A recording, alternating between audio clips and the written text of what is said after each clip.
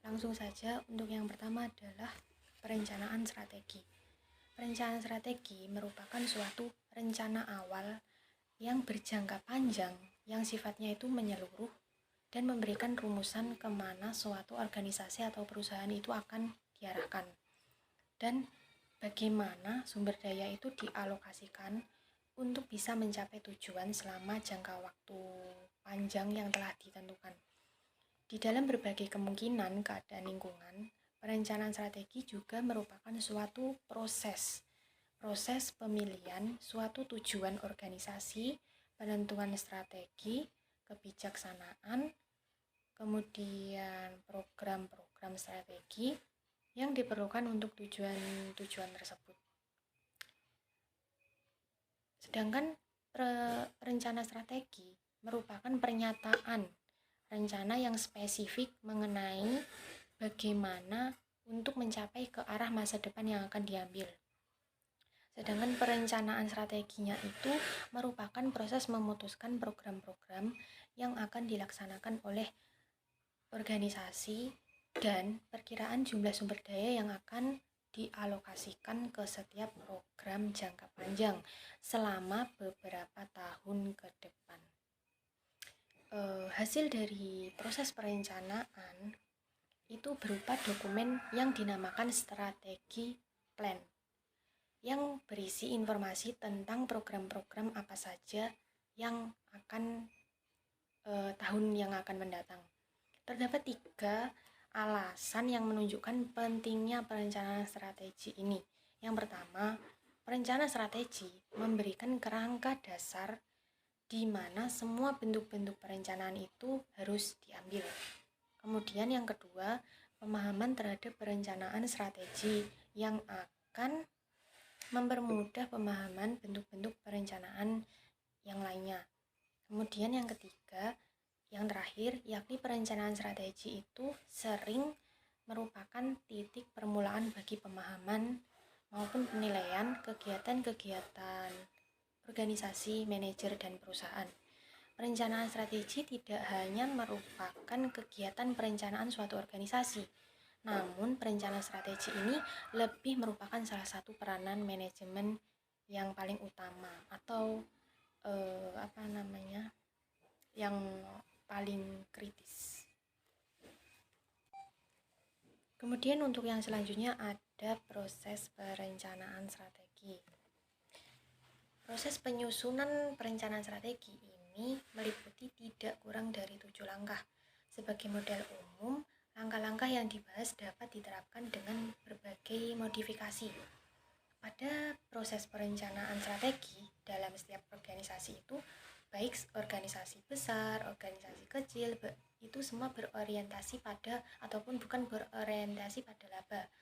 Jadi secara ringkas, langkah-langkah proses penyusunan strategi ini dapat diuraikan sebagai berikut. Yang pertama, yakni penentuan misi, visi, tujuan yang mencakup pernyataan, yaitu pernyataan umum tentang misi, maksud, dan tujuan organisasi itu. Kemudian yang kedua ada pengembangan profil perusahaan yang mencerminkan bagaimana kondisi internal dan kemampuan perusahaan. Langkah ini dilakukan dengan mengidentifikasi tujuan-tujuan dan strategi yang ada sekarang. Suatu profil perusahaan adalah hasil analisa internal perusahaan untuk mengidentifikasi tujuan dan strategi yang sekarang ini terjadi, serta memerinci kuantitas maupun kualitas sumber daya perusahaan yang telah tersedia. Kemudian yang ketiga, ada analisis lingkungan eksternal dengan maksud untuk mengidentifikasikan bagaimana cara dalam mana perubahan-perubahan dari lingkungan ekonomi, teknologi, sosial, budaya, dan politik yang dapat secara tidak langsung mempengaruhi organisasi. Yang keempat adalah analisa perusahaan. Ini dari faktor internal, analisa ini membandingkan profil perusahaan dan lingkungan eksternal. Tujuan proses analisa ini untuk mengidentifikasi kekuatan maupun kelemahan-kelemahan strategi yang penting bagi perumusan strategi perusahaan. Dengan memahami kekuatan dan kelemahan persaingan atau sering disebut posisi persaingan. Nah, jadi perumusan strategi organisasi ini diharapkan akan lebih tepat dalam mengatasinya. Kemudian yang kelima ada identifikasi kesempatan dan ancaman strategi. Penentuan berbagai kesempatan yang tersedia bagi organisasi maupun ancaman-ancaman yang harus dihadapi ke depannya. Berbagai kesempatan dan ancaman ini dapat ditimbulkan banyak faktor, antara lain perkembangan teknologi, kemudian perubahan kondisi pasar, perubahan politik, atau perilaku konsumen atau langganan. Kemudian yang keenam, ada pembuatan keputusan strategi. Langkah selanjutnya ini mencangkup identifikasi, penilaian, dan pemilihan berbagai alternatif strategi. Proses ini disebut proses pembuatan keputusan strategi. Dalam proses perencanaan, manajer itu memutuskan tujuan organisasi yang akan dicapai, sumber daya yang akan digunakan, dan siapa saja yang akan melaksanakan setiap tugas yang dibutuhkan kelak. Seluruh proses perencanaan itu melibatkan manajer dalam serangkaian situasi pembuatan keputusan. Kemudian langkah yang terakhir, proses yang terakhir ada pengembangan strategi perusahaan. Setelah tujuan jangka panjang dan strategi dipilih dan telah ditetapkan, organisasi perlu menjabarkannya ke dalam sasaran-sasaran jangka pendek tahunan dan maupun strategi operasional. Kemudian yang ketiga ada hubungan antara perencanaan strategi dengan perencanaan lainnya. Di sini saya fokus dalam 3 perencanaan. Yang pertama strategi. Strategi itu merupakan sebuah titik awal dalam pembuatan rencana dan anggaran sasaran perusahaan yang dipilih oleh perusahaan untuk mencapai jangka panjang serta misinya. Dari penyusunan anggaran itu harus dilakukan dengan hati-hati supaya sasaran dan tujuan strategi itu dapat dicapai. Kemudian tanpa adanya rencana strategi ini pasti kehilangan peluang serta kinerja yang tidak baik yang dapat menyebabkan organisasi itu tidak berkembang dan dapat menyebabkan perusahaan bangkrut. Kemudian setelah tujuan perusahaan itu ditetapkan dan strategi untuk mencapai tujuan itu telah dipilih, kemudian diikuti dengan penyusunan program-program.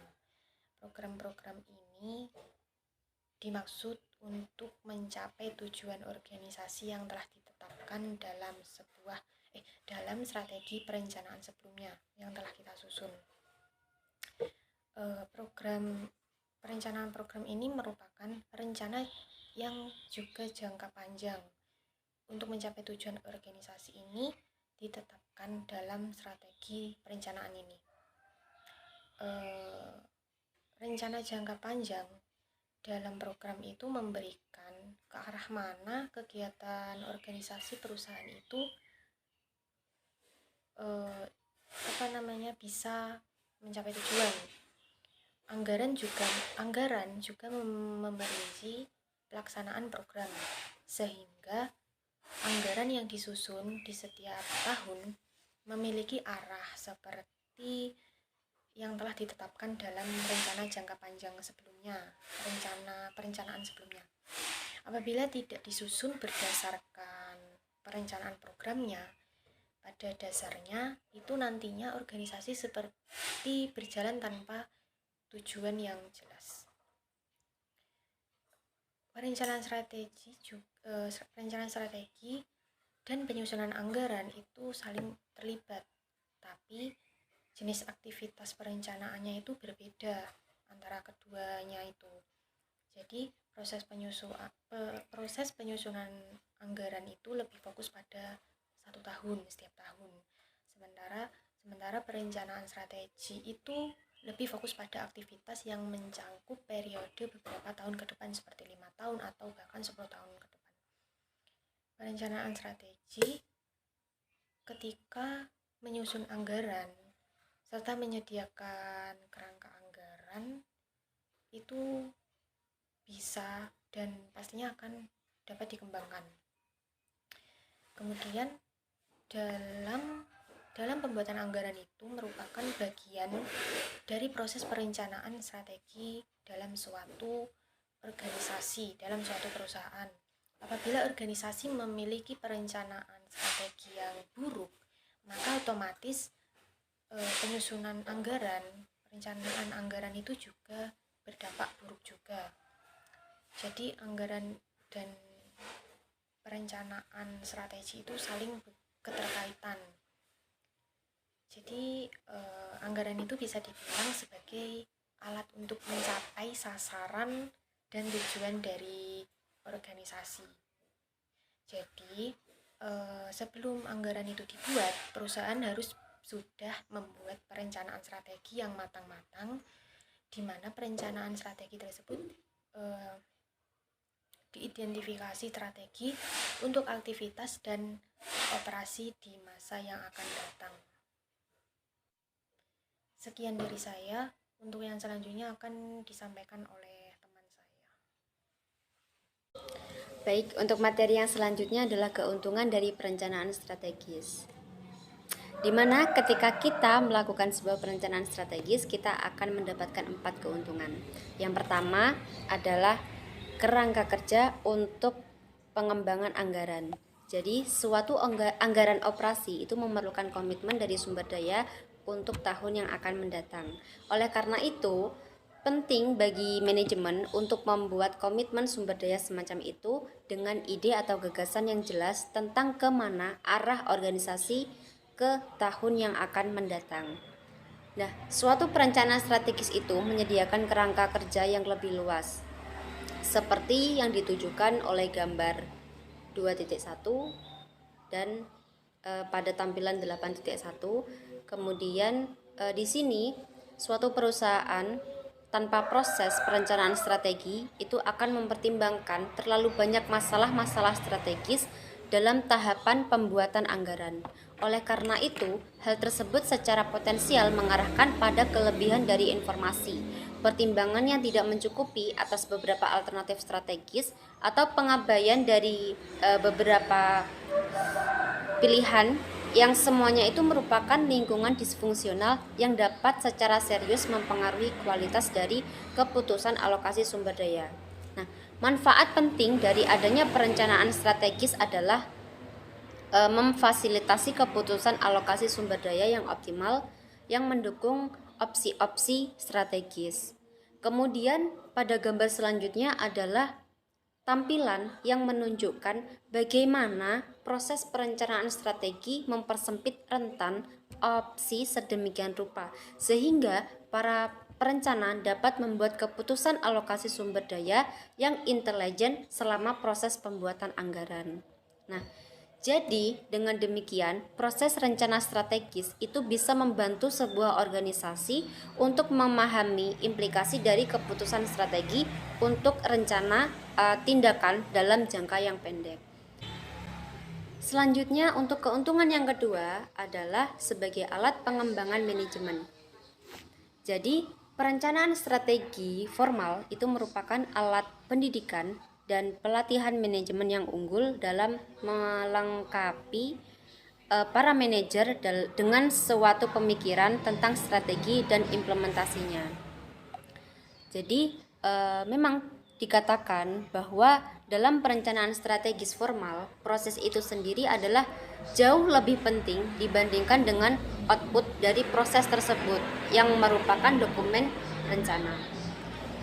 Kemudian untuk keuntungan yang ketiga adalah untuk memaksa manajemen memikirkan jangka panjang. Pada proses perencanaan strategi formal, memaksa para manajer untuk menyediakan waktu untuk memikirkan masalah-masalah jangka panjang yang penting. Para manajer di sini cenderung untuk lebih khawatir tentang masalah-masalah taktis dan pengelolaan urusan-urusan bisnis rutin yang saat ini bisa dibandingkan dengan penciptaan masa depan yang akan mendatang. Kemudian keuntungan yang keempat adalah sebagai alat untuk menyejajarkan manajemen dengan strategi korporat. Nah, debat, diskusi, dan negosiasi yang terjadi selama proses perencanaan itu mengklarifikasi strategi korporat, menyatukan dan menyejajarkan manajemen dengan strategi semacam itu, dan mengungkapkan implikasi dari strategi korporat bagi manajer individual. Sebagaimana ditujukan, keputusan program itu dibuat pada satu waktu dan rencana strategis itu menyatukannya. Kemudian pembuatan rencana strategis itu mungkin mengungkapkan bahwa keputusan-keputusan individual itu tidak menciptakan suatu keseluruhan yang memuaskan. Dan investasi baru yang direncanakan mungkin juga memerlukan lebih banyak dana pada tahun-tahun yang bisa dibandingkan dengan dana yang dapat diperoleh dari perusahaan dari tahun ke tahun tersebut. Baik, untuk slide yang selanjutnya adalah kelemahan dari perencanaan strategi. Ingat, di mana ada kelebihan pasti juga ada yang namanya kelemahan. Jadi di sini perencanaan strategi itu memiliki 3 kelemahan. Yang pertama adalah selalu ada bahaya bahwa perencanaan berakhir menjadi pengisian formulir, latihan birokrasi tanpa pemikiran strategis. Nah, maksud dari kelemahan yang pertama itu seperti apa? Maksudnya saya ambil contoh sederhananya seperti ketika kita sebelum mengisi IRS itu kan kita mengisi sebuah kuesioner, di mana kuesioner itu terdapat beberapa pertanyaan yang harus kita isi. Nah, di mana kuesioner itu kan ada kayak dari kampus itu memiliki perencanaan untuk mengembangkan fasilitas-fasilitas yang ada di kampus gitu. Jadi untuk mengembangkan itu semua, mereka itu mendapat kayak istilahnya bagaimana sih saran kita gitu. Nah, jadi ketika kita mengisi kuesioner itu, di situ kalau saya tidak salah mengingat, di situ ada yang namanya persoalan bagaimana kondisi kelas yang Anda tempati. Nah, di situ kan ketika kita tidak mengetahui bagaimana kondisi kelas saat itu, kita akan mengisinya dengan yang namanya istilahnya itu ngawut. Istilahnya ngawut adalah istilah yang asal-asalan menjawab persoalan itu. Nah, jadi itu tanpa adanya pengembangan ya kita cuman hanya mengisi sebuah kuesionernya aja gitu. Jadi kayak mereka sudah mengisi, kemudian respon mereka bagus, ya sudah gitu. Kemudian untuk kelemahan yang kedua adalah organisasi mungkin menciptakan departemen perencanaan strategi yang besar dan mendelegasikan pembuatan rencana strategis kepada para staf dan departemen tersebut, sehingga mengabaikan input dari manajemen lini maupun manfaat pendidikan dari proses tersebut. Dari sini saya dapat menangkap bahwa ketika perencanaan itu tidak sesuai, mungkin ada yang namanya contohnya seperti ini deh. Dari sebuah perusahaan, mereka itu akan merencanakan strateginya, di mana strategi itu akan akan mencapai tujuan bersama. Nah, tapi mereka itu lebih ke kayak tidak menanggapi bagaimana pendapat-pendapat dari manajemen atau dari manajer atau dari anggota-anggota yang lain. Mungkin seperti itu. Kemudian untuk kelemahan yang ketiga adalah proses strategi akan memakan waktu dan biaya yang mahal. Nah, di mana kelemahan dari perencanaan ini adalah proses itu akan memakan waktu yang mahal. Maksud saya adalah waktu dan biaya yang cukup mahal. Jadi beban yang paling signifikan adalah waktu yang diberikan untuk perencanaan strategi kepada manajer senior dan para manajer pada tingkatan-tingkatan lain di organisasi tersebut. Baik, untuk slide yang selanjutnya adalah karakteristik perencanaan strategis formal. di mana perencanaan strategis merupakan proses pemutusan program-program yang akan dilaksanakan oleh organisasi dan bisa diperkirakan jumlah sumber daya yang akan dialokasikan ke setiap program selama beberapa tahun ke depan. Nah, rencana strategis formal yang diinginkan dalam sebuah organisasi atau perusahaan itu memiliki karakteristik. Yang pertama adalah manajemen puncak meyakini bahwa perencanaan strategi adalah penting. Nah, di sini ketika perencanaan strategi itu tidak dianggap penting, maka kemungkinan besar akan menjadi latihan para staf yang hanya memiliki sedikit dampak pada pengambilan keputusan yang aktual. Kemudian karakteristik yang kedua adalah organisasi tersebut relatif besar dan rumit. Dalam organisasi kecil yang sederhana, pemahaman informal tentang arah kemana organisasi itu adalah untuk mencukupi pengambilan keputusan tentang alokasi sumber daya yang merupakan tujuan utama dari pembuatan suatu rencana strategis. Kemudian karakteristik yang ketiga adalah adanya ketidakpastian yang cukup besar tentang masa depan, tetapi organisasi memiliki fleksibilitas untuk menyesuaikan dengan situasi yang berubah. Dalam organisasi yang relatif stabil, rencana strategi itu tidaklah perlu. Masa depan biasanya cukup sama dengan masa yang lalu. Sehingga rencana strategis hanya akan berupa latihan dalam ekstrapolasi. Nah, secara ringkas, proses perencanaan strategi yang formal tidak diperlukan dalam organisasi yang kecil dan relatif stabil. Proses perencanaan ini juga akan berguna di organisasi yang tidak dapat membuka estimasi yang handal tentang masa depan dalam organisasi atau manajemen yang seniornya itu lebih memilih tidak mengelola dengan cara ini.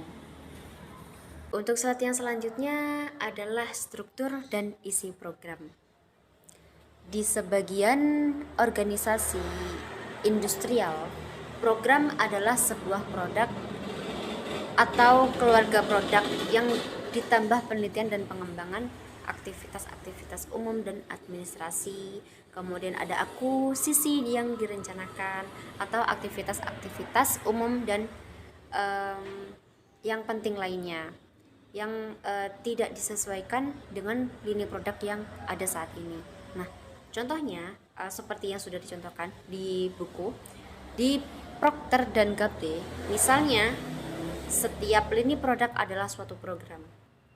Sebaliknya, General Electric menstrukturisasi programnya berdasarkan pusat laba, yaitu pada unit bisnis. Setiap unit bisnis itu bertanggung jawab untuk sejumlah tertentu dari lini produk. Kemudian dalam organisasi jasa, program cenderung berkaitan dengan jenis jasa yang diberikan oleh entitas tersebut. Pemerintah federal membagi aktivitasnya menjadi 10 program yang utama. Nah, dalam organisasi jasa, unit multi seperti jaringan hotel, kemudian setiap unit atau setiap wilayah geografis maupun mungkin merupakan suatu program. Rencana strategis biasanya mencangkup periode 5 tahun ke depan. 5 tahun ini adalah periode yang cukup panjang untuk mengestimasikan konsekuensi dari keputusan program yang dibuat saat ini. Kemudian konsekuensi dari keputusan untuk mengembangkan dan memasarkan produk baru atau untuk memperoleh aktiva modal utama yang baru mungkin tidak dapat sepenuhnya dirasakan dalam periode yang lebih pendek. Jangka waktu di atas 5 tahun mungkin begitu kapur sehingga usaha-usaha untuk membuat suatu program untuk periode yang lebih lama adalah tidak berguna untuk dilakukan. Banyak organisasi membuat rencana yang sangat kasar yang mencakup periode di atas 5 tahun. Kemudian dalam beberapa organisasi itu juga ada yang namanya rencana strategis hanya mencakup 3 tahun ke depan. Kemudian jumlah dolar dari setiap program menunjukkan besaran kira-kira dari pendapatan, dari beban, kemudian dari pengeluaran modal. Karena dalam jangka waktu yang cukup relatif panjang, hanya estimasi kasar yang memungkinkan estimasi semacam itu. Dan estimasi semacam itu adalah estimasi yang memuaskan sebagai dasar untuk mengindikasikan arah umum organisasi. Jika rencana strategis itu distrukturisasi berdasarkan unit bisnis, seperti perjanjian yang membuat spesifikasi batasan-batasan dalam unit bisnis yang diharapkan untuk beroperasi dan juga bisa dinyatakan seperti itu. Sekian presentasi dari saya. Untuk materi selanjutnya akan dilanjutkan oleh teman saya. Terima kasih. Wabarakatuh. Saya di sini akan mempresentasikan materi yang terakhir, yaitu kegiatan pokok perencanaan strategis. Yang pertama adalah menganalisis program-program baru yang diusulkan. Yang kedua, menganalisis program-program yang sudah berjalan. Baik, menganalisis program yang diusulkan adalah ide-ide program baru bisa berasal dari CO dan dari staf perencanaan kantor pusat atau berbagai bagian yang beroperasi. Usulan-usulan biasanya pada intinya bersifat reaktif atau proaktif, yaitu muncul sebagai reaksi terhadap ancaman yang dirasakan. A. Analisis investasi adalah teknik untuk menganalisis usulan investasi modal berusaha untuk menemukan nilai sekarang tingkat pengembalian internal. Ada 4 alasan untuk tidak menggunakan teknik nilai sekarang dalam menganalisis semua usulan adalah sebagai berikut. 1. Usulan tersebut mungkin jelas menarik sehingga perhitungan dari nilai sekarang basisnya tidak diperlukan. Yang kedua, estimasi yang terlibat dalam usulan begitu tidak pasti sehingga membuat perhitungan nilai bersihnya dipercaya tidak sesuai dengan usahanya. 3. Alasan untuk usulan tersebut adalah selain peningkatan dalam profitabilitas, yang tidak ada alternatif yang layak untuk diadopsi. B. Pertimbangan dan mengimplementasikan sistem evaluasi anggaran pengeluaran modal. A. Aturan-aturan perusahaan umumnya mempublikasikan atau aturan dan prosedur untuk persetujuan pengeluaran modal dengan berbagai besaran. Selain itu, aturan juga berisi pedoman untuk membuat usulan dan kriteria umum untuk menyetujui usulan. B. Menghindari manipulasi.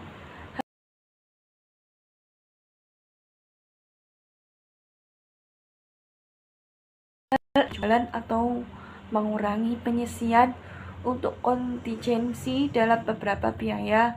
Salah satu tugas yang paling sulit untuk analisa proyek yaitu untuk mendeteksi manipulasi. C. Model. Selain model pembuatan anggaran model pendasar, ada teknik-teknik spesialisasi seperti analisis risiko, simulasi, perencanaan skenario, model pendapatan, harga opsi, analisis klaim, kontingensi, dan analisis tiang pohon untuk analisis kebutuhan. Pengaturan untuk analisis. Tidak ada jadwal tetap untuk menganalisis usulan investasi. Setelah tersedia SDM, mereka lanjut menganalisis perencanaan, mengumpulkan proyek yang disetujui selama 1 tahun untuk dimasukkan ke dalam anggaran modal. Ada batas waktu dalam hal anggaran untuk tahun depan sebelum awal tahun anggaran. Jika suatu usulan tidak memenuhi batasan waktu tersebut, maka waktu persetujuan formalnya dapat mengganggu sampai tahun berikutnya.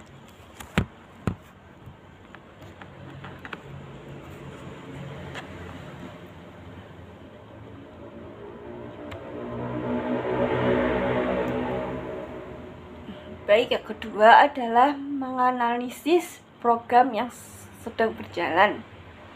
A. Telah dasar 0 adalah secara sistematis untuk menelaah program yang sedang berjalan dengan cara menentukan sumber untuk menyelesaikan program yang dasar atas tahun penelaaan sebagai kondisi mula-mula atau titik awal.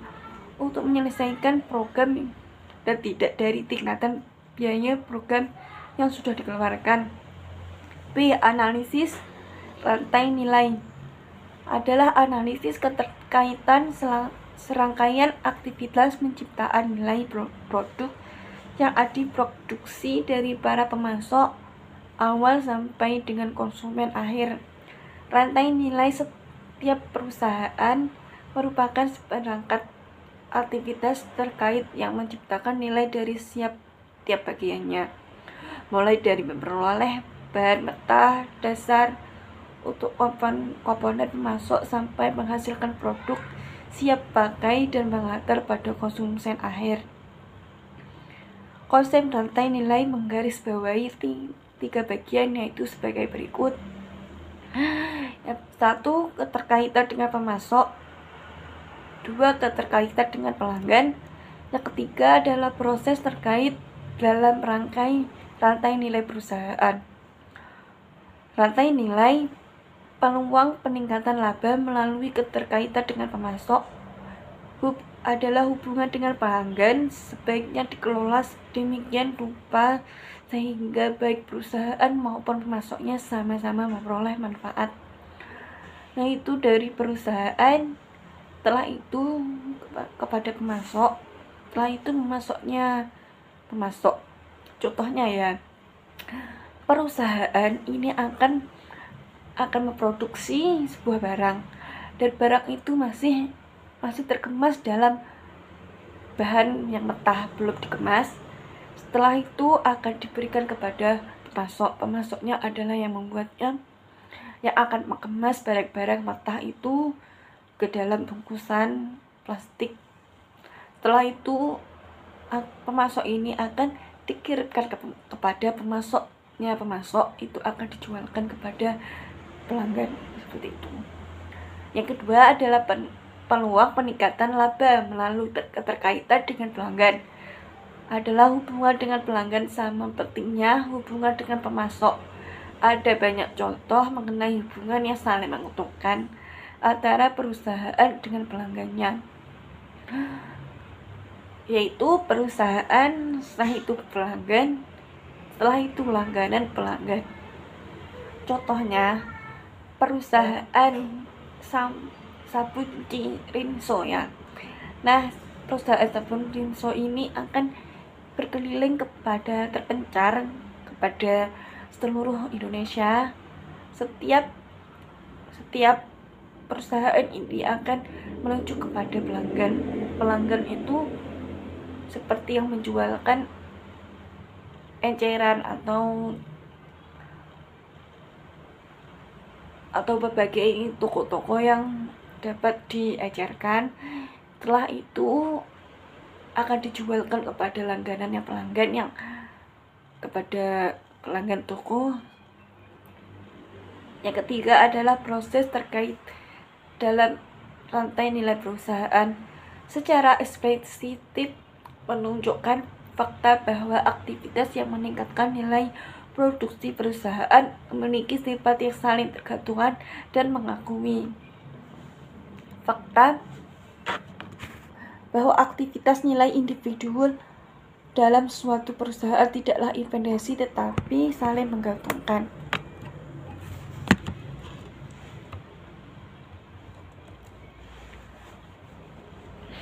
Baik, yang kedua adalah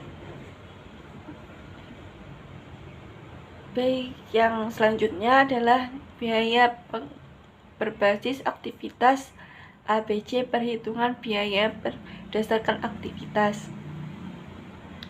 Adalah alat perencanaan strategis yang mengembangkan rangkaian produk dengan 2 tahap, yaitu yang pertama penentuan tarif biaya untuk setiap kelompok aktivitas.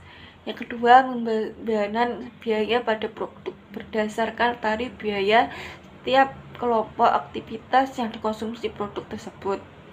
Manfaat sistem ABC antara lain: yang pertama, meningkatkan penentuan biaya produk. Yang kedua, meningkatkan mutu pembuatan keputusan. Yang ketiga, penyempurnaan perencanaan strategis. Yang keempat, memperbaiki kemampuan mengelola aktivitas melalui penyempurnaan berkesinambungan. 5. Penyempurnaan sistem pengendalian aktivitas. Penggunaan informasi ABC digunakan sebagai proses perencanaan strategis dapat memberikan pandangan yang berguna. Contohnya, konsep tersebut menunjukkan produk yang kompleks dengan banyak bagian terpisah yang memiliki desain dan biaya produksi yang lebih tinggi daripada produk biasanya. Produk dengan volume lebih rendah memiliki biaya lebih tinggi. Produk dengan banyak penyesuaian. Terima kasih. Sekian dari saya. Jika ada kata salah, mohon maaf. Sekian. Terima kasih. Wassalamualaikum warahmatullahi wabarakatuh.